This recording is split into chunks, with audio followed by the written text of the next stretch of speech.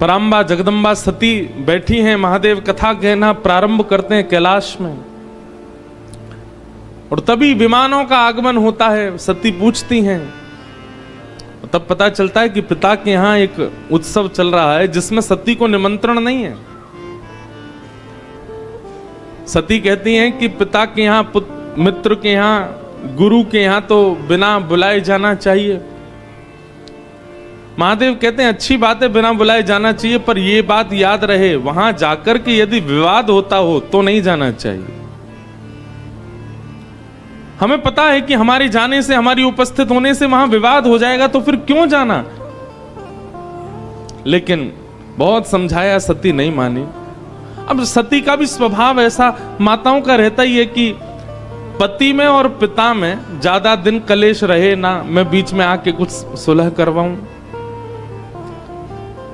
सती गई, महादेव ने गणों को भेजा, क्योंकि पता था कि महादेव कौन है, दिव्य दृष्टि है उनकी, वे जानते हैं कि वहां उपस्थित होने से कलेश होगा, इसीलिए गणों को भेजा। और सब कथा आपको पता है कि वहां जाते ही जब देखा कि किसी ने भी प्रेम से चर्चा तक नहीं की, पिता ने तो मुंह फेर लिया सती को देख करके, केवल मां ने बैठ करके बात की। यज्ञ दर्शन करने के लिए जब गई और जब वहां महादेव का स्थान नहीं देखा, क्रोध में भर गई सती, और जितने देवता आए थे सबको सुनाने लग गए। बोले आपको विष्णु नहीं दिखाई दे रहे हैं, ब्रह्मा नहीं दिखाई दे रहे हैं, वे दोनों क्यों नहीं आए? क्योंकि महादेव का स्थान नहीं है, और आप लोग यहां मुंह उठाए चले आए सब।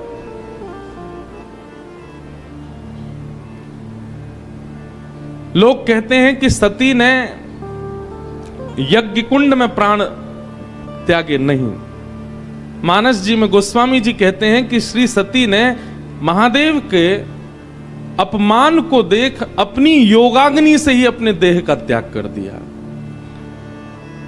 आसन पर बैठी हैं नेत्र बंद करके, और महादेव का अपमान सह नहीं पाई, अपनी ही योगाग्नि से दग्ध होकर के अपने तन का त्याग कर दिया।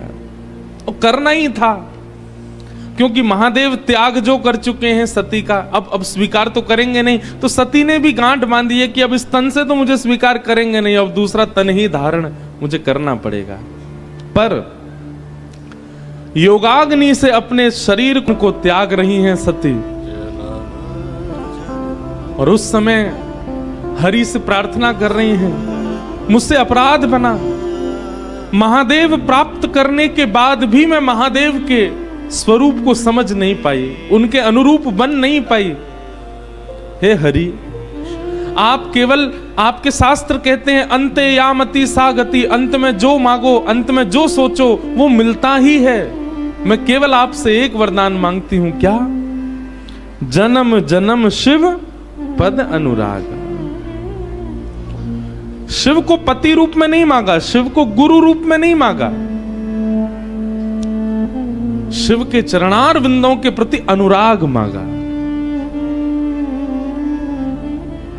सती ने ऐसा नहीं कहा है कि वो अगले जन्म में शिव अर्धांगिनी ही बनकर के आए, बस वो जहां भी रहे वहां से ही शिव के चरणों के प्रति उनका अनुराग हो, ये मांगा।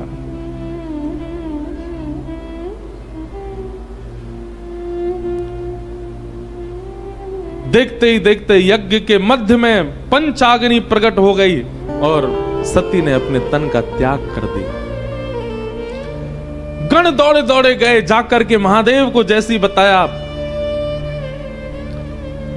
महादेव तो जानते ही थे कि ऐसा होना है। गणों को आज्ञा कर दी, जाओ यज्ञ विध्वंस कर दो। यज्ञ का विध्वंस हुआ। दक्ष का सर धड़ से अलग कर दिया, नंदी का श्राप पूरा किया।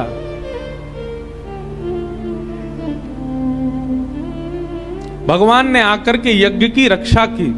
नारायण भगवान ने आकर के शिव के क्रोध को शांत किया। बोले यज्ञ विध्वंस मत करो, हम तो यज्ञ की रक्षा के लिए आते हैं पृथ्वी पर। महादेव सती के श्री विग्रह को लेकर के प्रस्थान करने लगे। जहां जहां अंग गिरते गए, वहां वहां योग पीठ प्रकट होती गई। संपूर्ण भारत को पवित्र कर दिया सती ने।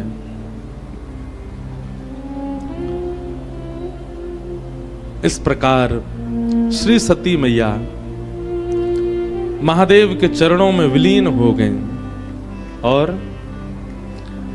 अंत में मांगा गया वरदान सती को फलीभूत हुआ। कैसे? तेहि कारण हिम गिरि ग्रह जाई, तेहि कारण हिम गिरि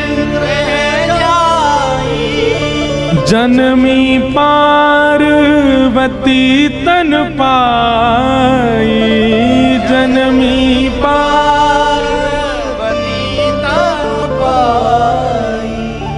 वही सती अपने अंत में जब शिव चरणारविंदों की कामना करती हैं, अगले जन्म में वही हिमाचल की पुत्री, हिमालय की पुत्री पार्वती के रूप में प्रकट हुई।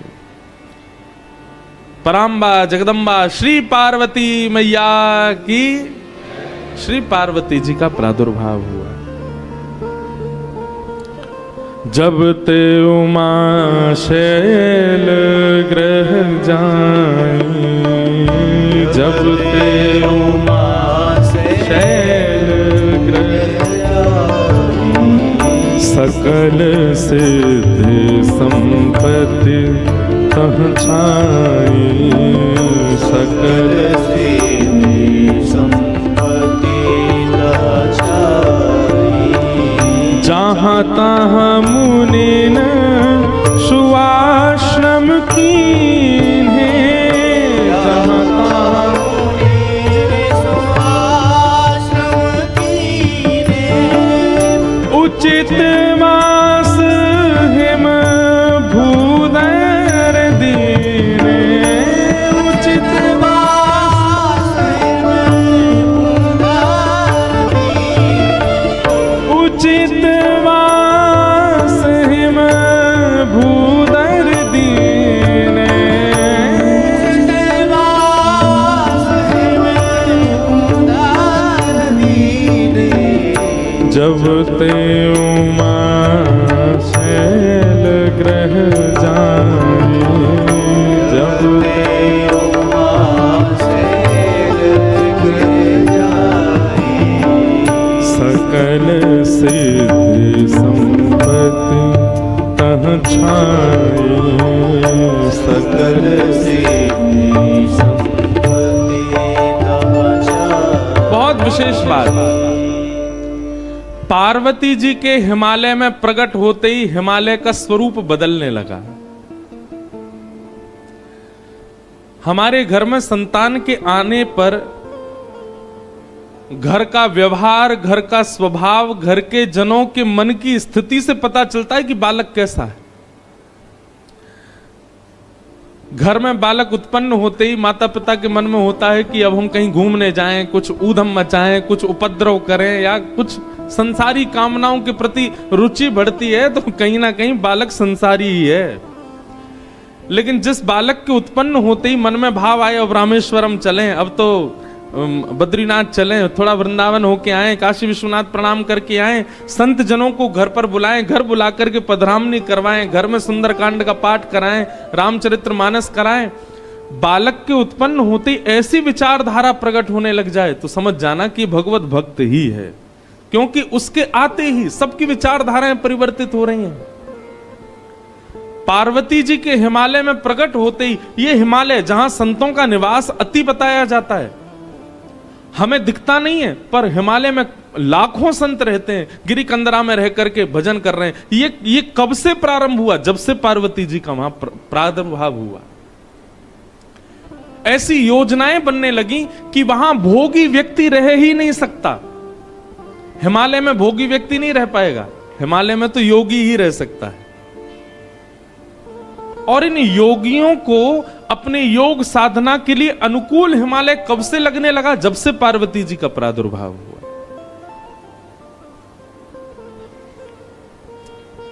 तो कई बार संतान घर में उत्पन्न हो, उस समय घर के सदस्यों की विचारधारा से पता चल जाता है कि संतान कैसी है।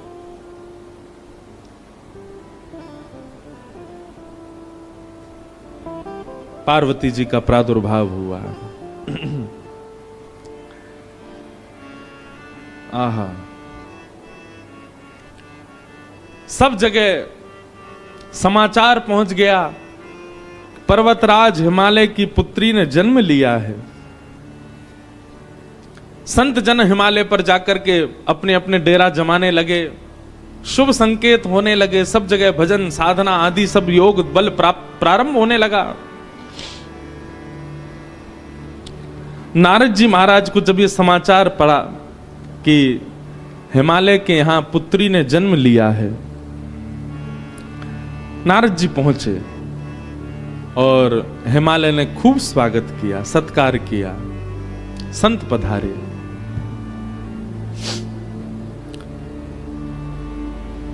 चरणों में प्रणाम करके अपनी कन्या को जैसे ही गोद में दिया,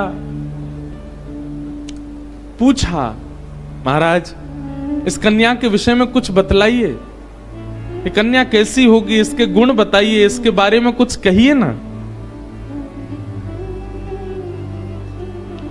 कह मुनि बहिस गूढ़ मृदु बानी, सोता तुम्हारी सकल गुण खानी, सुंदर सहज सुशील सयानी, नाम उमा अंबिका भवानी।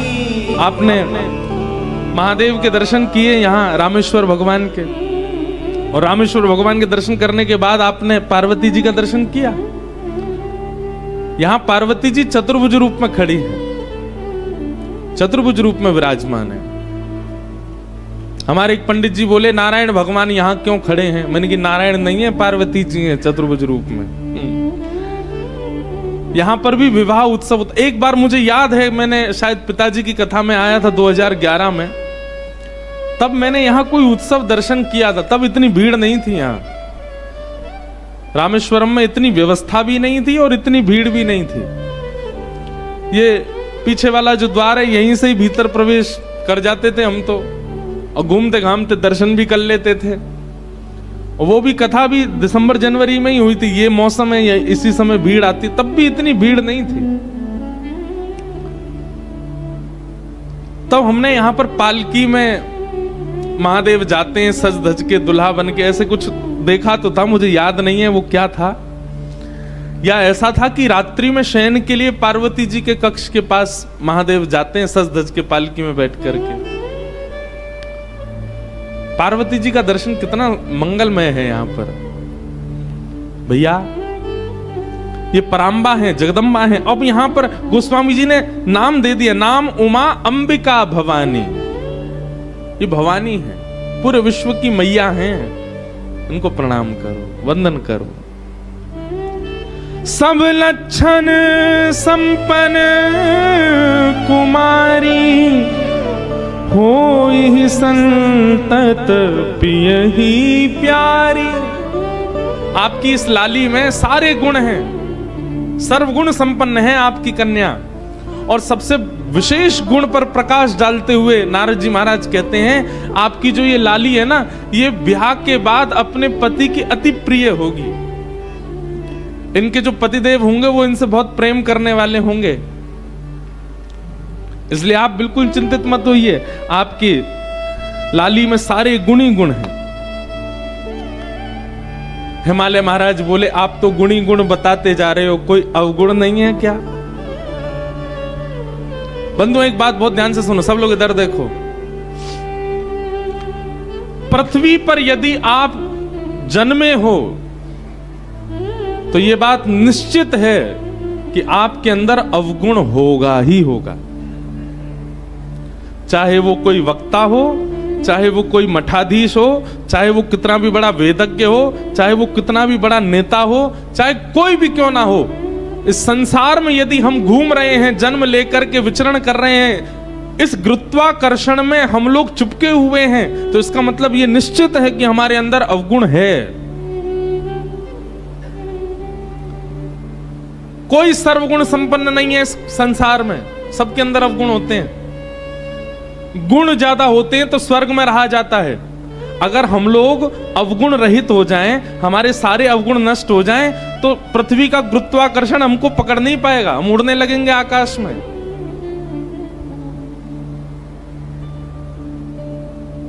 वायु में तैर के ही पहुंच जाओगे धनुषकोडी। आप पृथ्वी पर स्थिर हो, इसका मतलब है कि आप में अवगुण है, इसीलिए पृथ्वी ने आपको पकड़ करके रखा है। गुण ज्यादा होंगे तो स्वर्ग मिलेगा, अवगुण ज्यादा होंगे तो नरक मिलेगा। दोनों बराबर होंगे तब पृथ्वी पर आता है मानव। अब पृथ्वी पर आकर के कर्मानुसार या तो गुण बढ़ा ले या अवगुण बढ़ा ले, वो उसके हाथ में होता है। भगवान 50-50 करके भेजते हैं मानव को। हमारा रेशियो बढ़ता घटता रहता है, क्योंकि हम लोग धाम में बैठे हैं, तीर्थ में बैठे हैं, कथा सुनने के लिए स्पेशली छुट्टी लेकर के काम वाम छोड़ के आए हैं, तो ये बात निश्चित है कि हमारे अंदर गुण 50 से 55% होंगे। लेकिन इसका मतलब ये नहीं कि अवगुण बिल्कुल नहीं है, 45% अवगुण हैं हमारे भीतर, इसीलिए हम पृथ्वी पर हैं। अच्छा, एक बात आपको बड़ी विचित्र बताएं, हमारा उद्देश्य क्या है, लक्षण क्या है? हमको 100% गुण करने हैं क्या? नहीं। अगर गुण की मात्रा बहुत ज्यादा हो गई तो स्वर्ग मिलेगा, शिवलोक नहीं मिलेगा, रामलोक नहीं मिलेगा, कृष्णलोक नहीं मिलेगा। भागवत जी कहती हैं भगवत धाम की प्राप्ति के लिए तो शून्य होना पड़ेगा, गुण भी नहीं अवगुण भी नहीं, दोनों शून्य हो। आप कहोगे ये कैसे संभव होगा? स्वयं भगवान बताते हैं, असहाय की सहायता करके, परोपकार करके अपने पापों को कम करो। दूसरों की सहायता करने से पाप कम होते हैं, और उपस्थित भोग भोगने से, जैसे ब्याह कर लिया, धन हो गया तो गाड़ी खरीद ली, बढ़िया घर बना लिया, ये उपस्थित भोग हैं। इन उपस्थित भोगों को भोगने से पुण्य कम होते हैं। अब आप कहोगे ये शून्य हो गए, ये कैसे पता चले? जित देखूं उतित श्याम मई है, जिसको देखो उसमें ही राम जी दिखने लग जाएं, जिसको देखो उसमें ही गुण दिखने लग जाए, समझ जाना पाप और पुण्य दोनों शून्य हो गए। बहुत विस्तृत है ये भाव, हमने सूक्ष्म में सुना दिया है। हिमालय जी बोले आपने तो पार्वती जी में सारे गुण ही गुण बता दिए, हमारी लाली में कोई अवगुण नहीं है।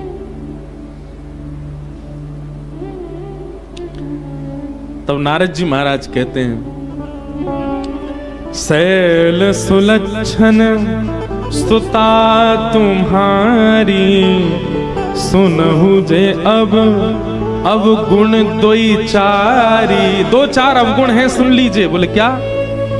अगुण अमान मातु पितुहीना, उदासीन सब संशय छीना,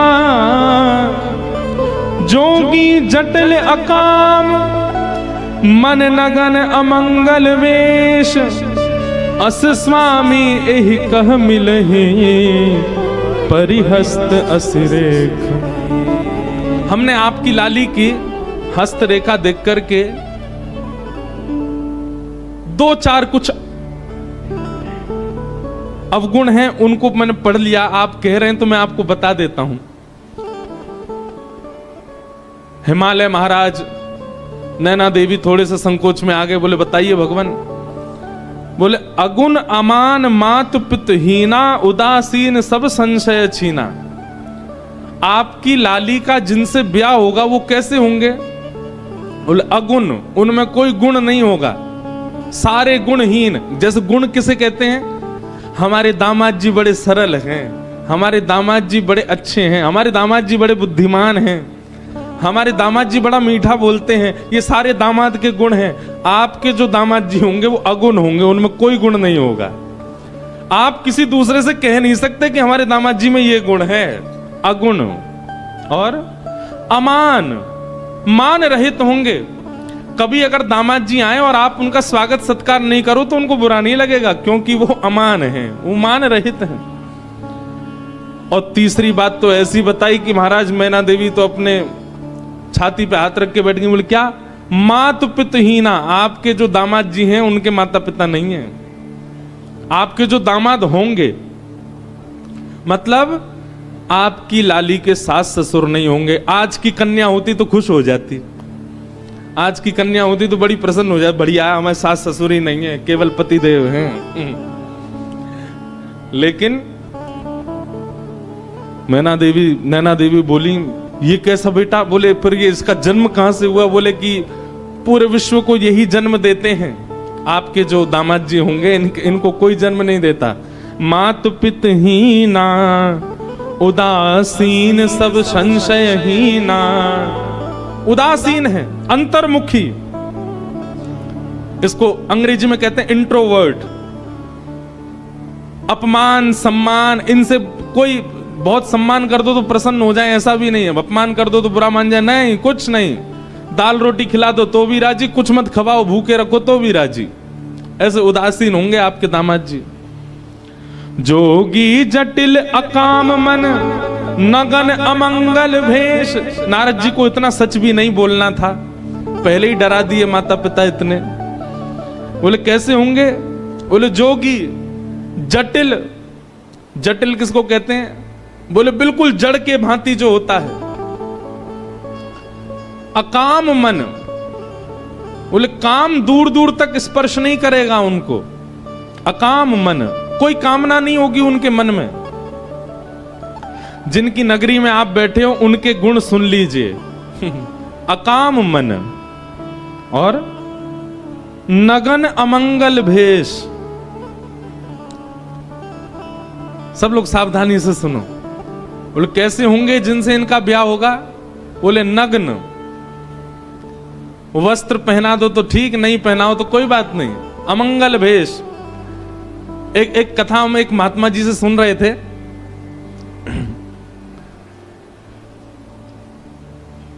प्रभु श्री राम जब चित्रकूट पहुंचे तो चित्रकूट को देख करके राम जी को बहुत अच्छा लगने लगा। बोले ये बहुत बढ़िया जगह है।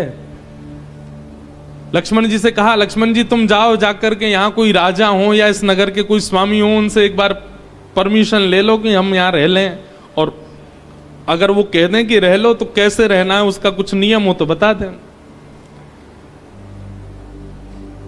लक्ष्मण जी महाराज चित्रकूट में विचरण करते करते जैसे ही गए, इतने में ही महादेव आ गए वहां पर। और महादेव एक जोगी के भेष में बैठे थे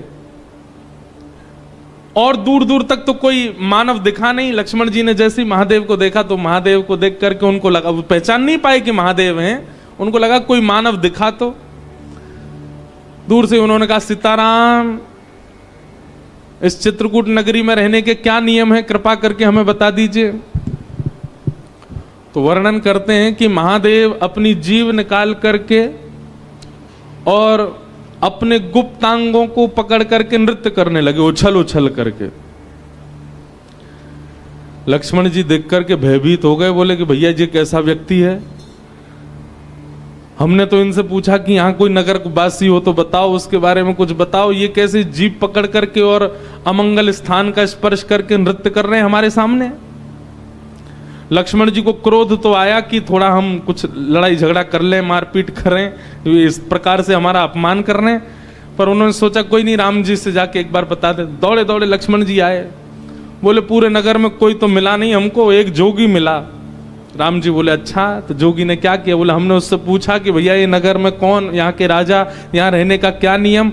वो तो अपनी जीभ पकड़ करके और ऐसे अपने गुप्त स्थान को पकड़ करके नृत्य करने लगे। राम जी जोर से हंसे।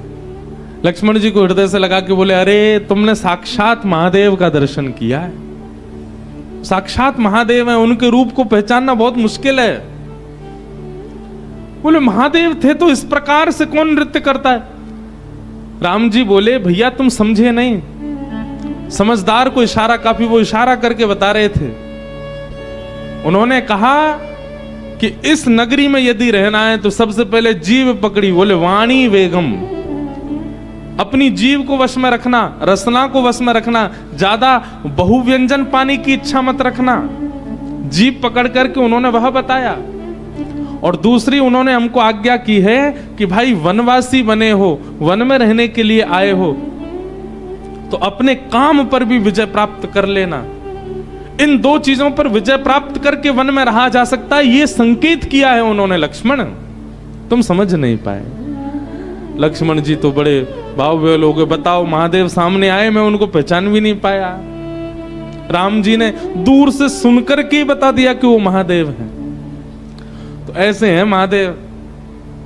अगर किसी की बहुत प्रबल इच्छा हो कि मैं महादेव का प्रत्यक्ष दर्शन करूं, तो संसारी व्यवहारों से पहले अपने आप को ऊपर ले जाना, क्योंकि महादेव प्रकट होंगे, उनके आव भाव गुण स्वरूप को समझ पाना बहुत मुश्किल है, हर कोई नहीं जान पाएगा। नारद जी महाराज बोले, जोगी जटिल अकाम मन नगन अमंगल भेष, ऐसा भेष होगा आपके दामाद का। अस स्वामी एहि कह मिलहि परी हस्त अरि रेख, मैंने इनकी हस्त रेखा देख करके ये पहचान लिया है।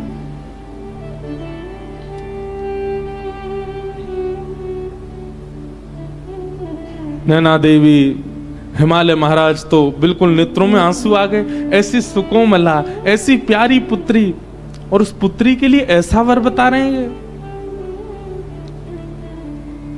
नारद जी कुछ करिए ना। ये तो पूरा माता पिता को जीवन भर यही प्रतीक्षा रहती है कि हमारी बेटी कितनी भी सुंदर हो, कितनी भी योग्य बने, पर उसका दामाद, उसका जो पति हो वो बहुत सुंदर आवे, बहुत सहज आवे, उसके अनुकूल आवे। आप कैसा बता रहे हैं, हमको तो बड़ी घबराहट हो रही है मन में।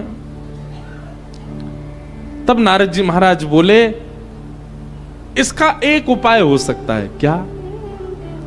बोले, जितने गुण लक्षण हमको पार्वती जी की रेखा देख करके और इनके मस्तिष्क को पढ़ करके दिख रहे हैं, ये सारे गुण लक्षण यदि किसी दैव पुरुष में हो और उनसे इनका ब्याह हो जाए तो मंगल हो जाएगा। यदि ये सारे अवगुण किसी मानव में होंगे तो वो मानव उचित नहीं है, लेकिन ये सारे गुण लक्षण अगर किसी देव में हो और उनसे इनका ब्याह हो जाए तो मंगलकारी होगा। हिमालय बोले, ये सारे अवगुण किसमें हैं? बोले, इनको अवगुण नहीं है, ये अवगुण संसार में हो तो अवगुण है, पर यही अवगुण यदि किसी देव में चले जाएं तो सारे सद्गुण बन जाते हैं। और ये सारे अवगुण जो यहां सुने गए हैं सब महादेव में घटित होते। महादेव ऐसे ही हैं। अगर महादेव आपकी पुत्री को स्वीकार कर लेंगे तो इनकी हस्तरेखा और इनकी जन्म कुंडली भी सत्य हो जाएगी, और देव भी नहीं, महादेव प्राप्त हो जाएंगे। लेकिन उसके लिए आपकी पुत्री को तप करना पड़ेगा। महादेव की प्राप्ति ऐसे नहीं हो जाएगी।